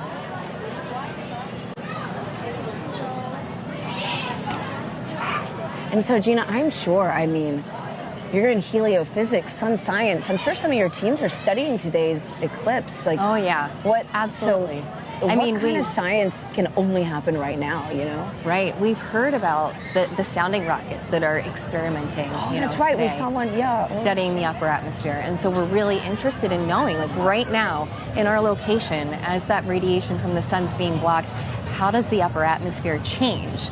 And so in addition to that, I mean, we really want to understand how those sunspots, what's going on when they're covered versus when they are not covered. We can tell the difference in that radiation that's coming from the sun. And so there's so much science that we can do. And this is just, folks, view is just so incredible.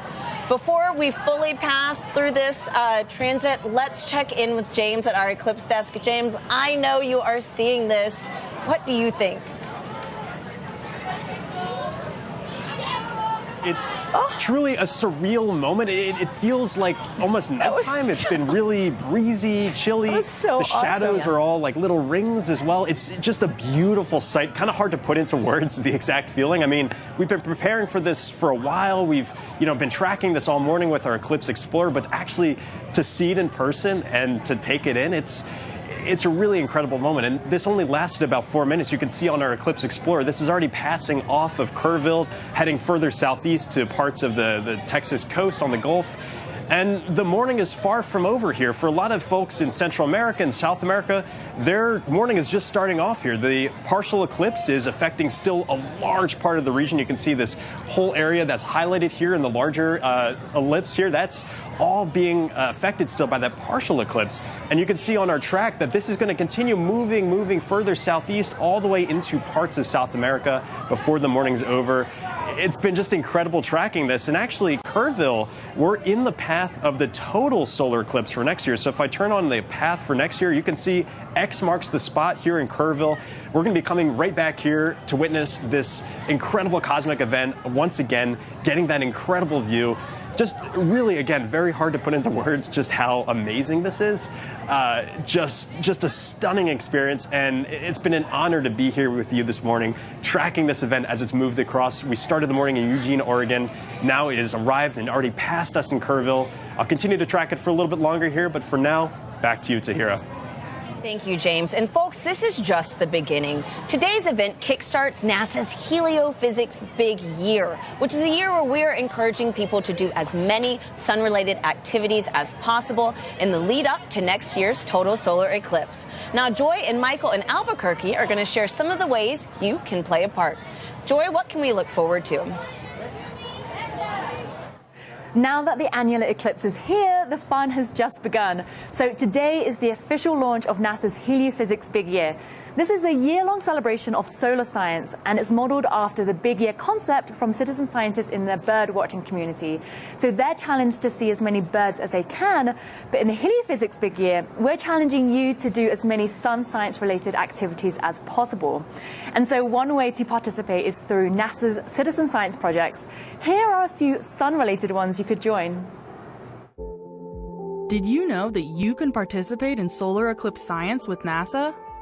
NASA's citizen science projects are collaborations between scientists and members of the public, no matter your citizenship. Several volunteer science projects are gearing up for the 2024 total solar eclipse that you can join. Total solar eclipses don't just look cool, they provide a rare chance to see the sun's faint outer atmosphere. Using telescopes and cameras that are safe for viewing the sun, volunteer scientists across North America will capture images of the total solar eclipse. Scientists will study these images in detail, tracking how plumes of solar material move through the sun's atmosphere. But be careful, without proper tools and techniques, you can damage your eyes and your camera. Did you know you can listen to an eclipse too? Amateur or ham radio operators will send radio messages to one another during the eclipse to see how changes in the upper atmosphere distort radio signals. As the moon blocks one portion of the sun, it can make other portions easier to see. Working with local scientists at an observatory in Southern California, participants will observe magnetic hotspots on the sun as the moon passes over them, revealing details they normally can't detect. Want to learn more? Follow Do NASA Science on X and Facebook to see how you can get involved in NASA citizen science. So as you can see in the telescope view, the moon is now moving away from the sun, which is really, really amazing that we're still seeing this partial eclipse. Absolutely, and I think I can see a sunspot in there too, and I think on one of the earlier shots, I could see a prominence. So we're seeing NASA's sun science happening in real time. So we're getting some amazing questions online. Shall we ask some more? Yeah, let's get into it. Answer some more. Okay, so we have a question from Peter Chang on X, and they ask, can filtered telescopes see flares on the sun during totality? Oh, that's a really good question. The answer is yes. It depends on what filter, though. So if you use just a white light filter, then you have to have an exceptionally large flare in order to be able to see it. If you use a filter like an H-alpha filter that specifically selects one color of red light, then you're going to be able to see flares a little bit more frequently, even during totality as the corona adjusts to that flare as it erupts. Okay, so we have time for one more question. Yuri on X asks, if a solar system had more than one star, would they have more solar eclipses? Would they all look like the same eclipses like we have here on Earth? Ooh, that is getting a little sci-fi, but that's okay. So if we had more than one sun, you'd have to have a moon to block both suns, or maybe two moons to block both suns. So you'd have to have a very complex geometry to get everything lined up perfectly so you could get solar eclipses with two suns and two moons, and it would get very complicated. Thank you so much, Michael. You're welcome. Okay, so now we're joined with NASA's Heliophysics lead, Denise Hill, who's going to tell us more about how you can participate in the Heliophysics Big Year. Hi, Denise. How are you today? Great. Did you see that? That was my first annular eclipse, and we got a prominence. I am so stoked. That was the dopest thing ever. Okay. Heliophysics Big Year. So, as you've heard before, the sun touches everything. And the Heliophysics Big Year is a celebration, a global celebration of sun and sun science and what we have going on. But it's also, I think I heard you say it, Michael, it's about the community and being communal and just the unity of hearing everybody cheer. The sun touches us all in so many different ways. And so the Heliophysics Big Year is going to help us kind of discover all the ways the sun touches us scientifically, but in other ways as well. And why is it a big year for the sun? So you saw what just happened, right? Well, that's nothing. Coming up in April 8th, we have the total solar eclipse, and then Parker Solar Probe's closest approach, which will end out the Heliophysics Big Year. But it's the mission that has literally touched the sun, and it's going to be making its closest approach.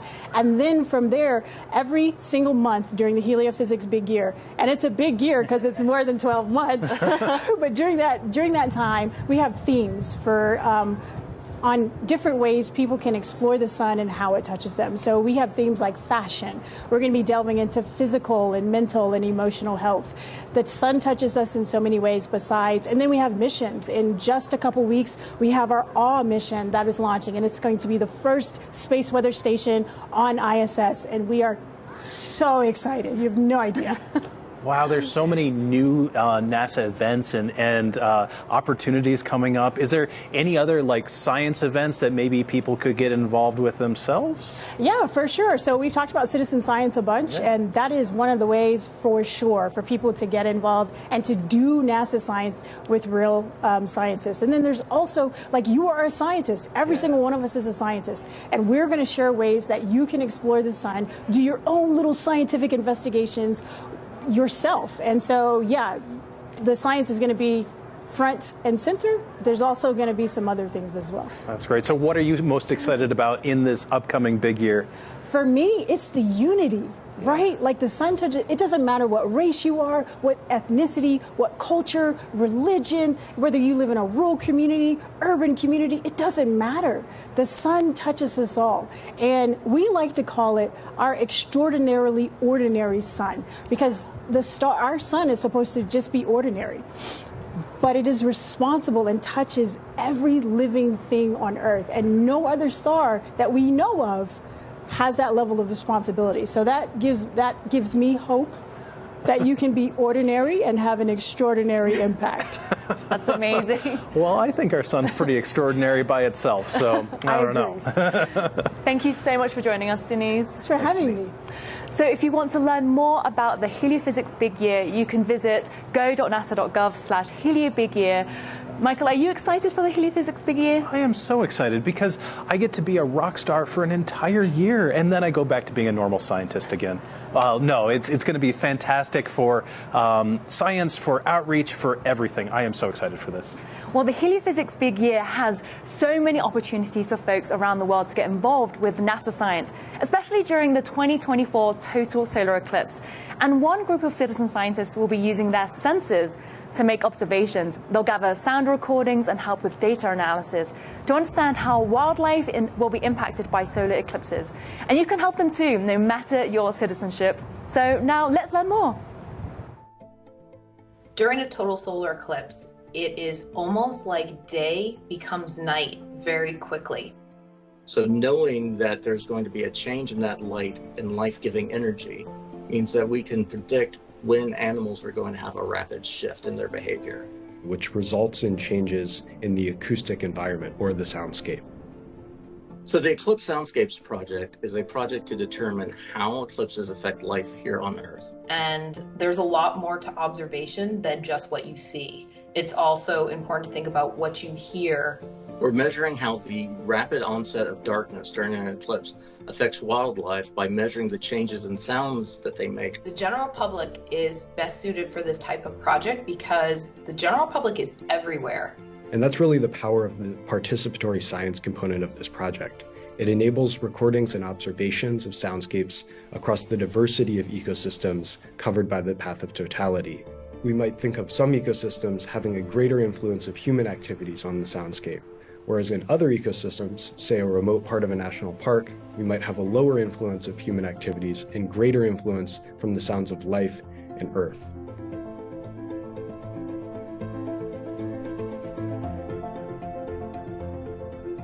The only way to properly preserve a species is to understand it.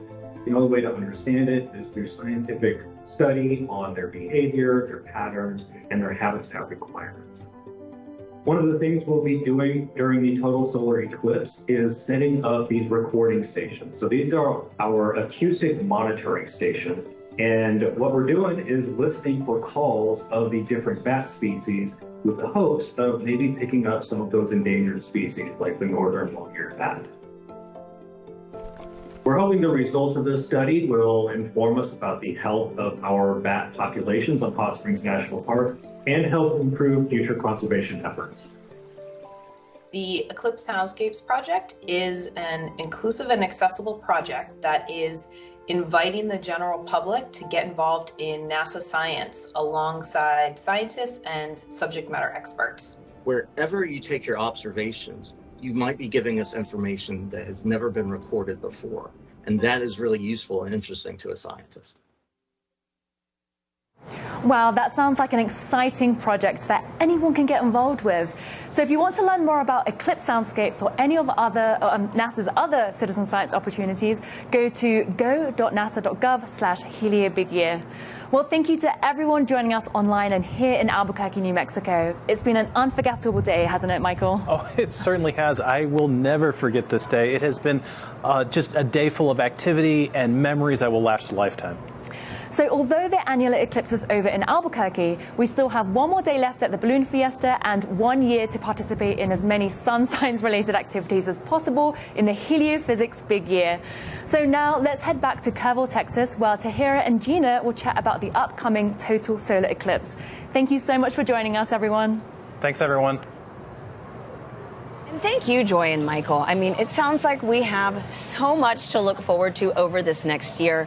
And folks, even though peak annularity just passed in Kerrville, Texas, we are still getting an incredible view on this live telescope feed. You can see the moon is now passing over the sun and honestly on its way to make another city's day. Now, it is a good point to remind folks that X marks the spot here in Kerrville, Texas, where the 2024 total solar eclipse will pass in just 6 months. This very lucky city is in the path of totality and will be one of the places to witness the moon completely blocking out the face of the sun and darkening the sky as if it were dawn or dusk. Now, Gina and I are here with NASA Chief Scientist, Dr. Kate Calvin, to learn more about what we can expect for next year. Kate, thank you so much for being here with us. Thanks for having me. Have you. And so, Kate, can you start off and just give us an idea of what science we can expect only for a total solar eclipse? So one of the things that scientists are really interested in studying is called the corona. It's a part of the sun's atmosphere. It's the source of heat and particles that come towards Earth. But normally it's too bright, and so you can't really observe it directly. Scientists use instruments called chronographs to block some of that light, but it's still hard to see parts of the corona. It's not the same as a total eclipse? Yeah, the total eclipse gives the best environment for studying the corona. Right, but we were so lucky to just see that prominence coming off of the sun. And what is the prominence? And so that's actually some of that solar particles, some of the particles coming off of the sun, the ejecta, and we can kind of see it hanging there, which either turns into an eruption, some of that activity that we can observe, or it can kind of just quiet down as well. Yeah. So, Kate, can you tell us, how can the public get involved with the total solar eclipse? Oh, that's a good question. Yeah, so we have a number of citizen science projects. These are projects where people anywhere around the world can help contribute to our science. You don't have to be in the path of totality to contribute. We have projects for everyone. And they're different projects. Some of them you need cameras or telescopes or equipment. Others you can use just with your cell phone. So we have one project that's called On the Globe Observer app. It's help understand the effect of eclipses on Earth's weather, and you can do that just with your phone. Do you need a science background, or anyone can contribute? We walk you through what you need to do, and sometimes it's as simple as taking a picture or recording a sound. And so you can all contribute to our science. So anybody can get involved. Anyone can get involved. Perfect. And then can you tell us a little more how the eclipse science that we're doing will help to inform kind of the broader science at NASA? Yeah, and so like I said, we're trying to study the corona, this source of heat and particles towards Earth. They affect Earth. They can disrupt electronics. They can lead to northern lights. So we're really interested in Earth and understanding the effects on Earth. But there's also the sun affects other planets and bodies in the solar system, like the moon and Mars. And so when we think about exploring the solar system, we want to understand the sun and its role in it. Wow, that's incredible. I mean, we have so much to look forward to next year. I want to know real quick, what's your peak excitement for next year's total solar eclipse? We'll start with you, and then Kate would love to hear your thoughts. Sure. So I'm really excited to compare what we saw today, that annular eclipse. How does it compare to that total solar eclipse? I got to see a total in 2017, but every eclipse is unique, and so such a scientist. I know, want to do that a is little my experiment. How many data points can I get? But not just that. We're hearing everything about the Heliophysics Big Year, and so it kicks off today, and that total solar eclipse in April will be the next event. So how many events can I participate in for the Heliophysics Big Year? Amazing. What about you, Kate? I'm interested in sort of the things beyond just what you see, but what you feel, so that it's going to get cooler, and we might hear some animals. Today, we felt that. Yeah, and I really want the full body experience of the eclipse. That is incredible. And I mean, today has been a spectacular day. So folks, let's check in one last time with James at our eclipse desk to see how he's doing. James, what's it like? Yeah, Tahira, I'm still in awe of the moment that we just had here a couple minutes ago here in Kerrville, Texas. Just a stunning view of that ring of fire here. And as you can see on our Eclipse Explorer, the Annularity has now shifted off into the Gulf of Mexico. So if you're in a boat out there, you'll have a phenomenal view. But we're going to be here once again next year, April 8th, 2024 in Kerrville, Texas. I've got the path of the 2024 total solar eclipse up here on the screen. You can see it's tracking right through us in Kerrville and then affecting an entirely new area here that is going to be stretching all the way up to parts of New England, all the way up to Maine, even parts of Canada. So a really large area there as well. So definitely save those pinhole projectors and certainly keep a hold of those eclipse glasses. You're going to need them for next year. We're going to be right back to cover all of that incredible stuff next year with you. It's been amazing tracking this today. And again, this is still moving onwards to Central America and South America. So if you're tuning in from there, you have a great view incoming. And in many parts of the country, there's still that partial eclipse. A truly awe-inspiring morning and a wonderful day for all. So thank you so much. Back to you, Tahira. And thank you so much, James, for bringing us into the action during today's show.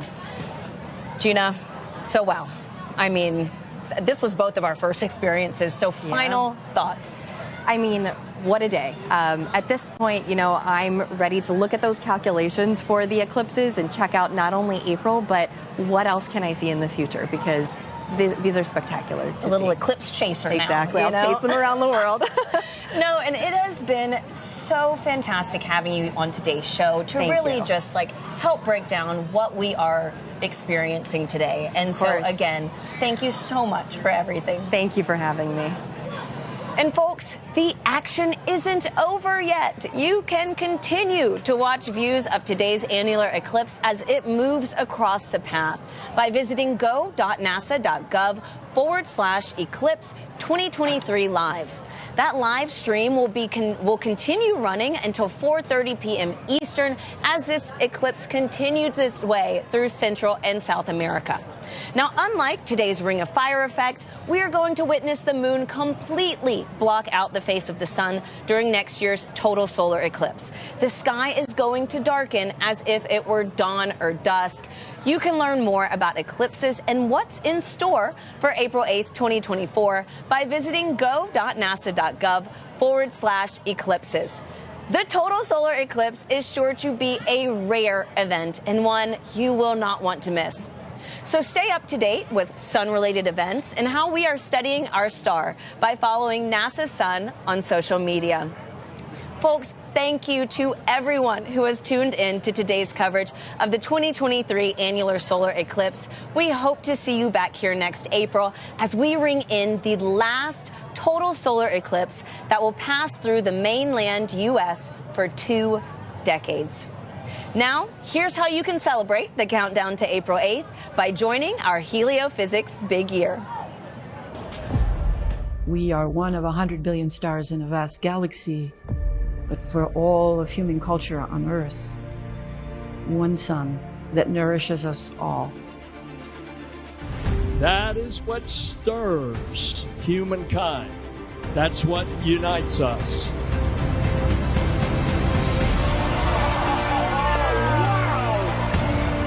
Experience the wonder, the beauty, and the power of our star. One sun across space, time, and culture. Let us continue the quest to unfold this universe. And let us continue to find unity in our discovery.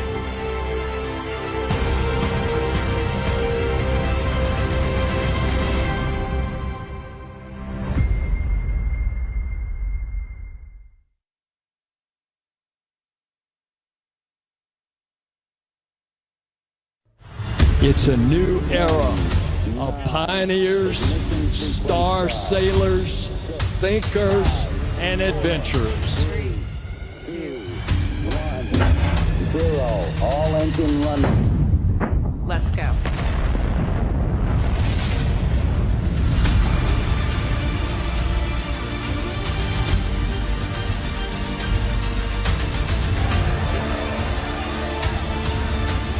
We have been given the scientific knowledge, the technical ability, and the material to pursue the exploration of the universe.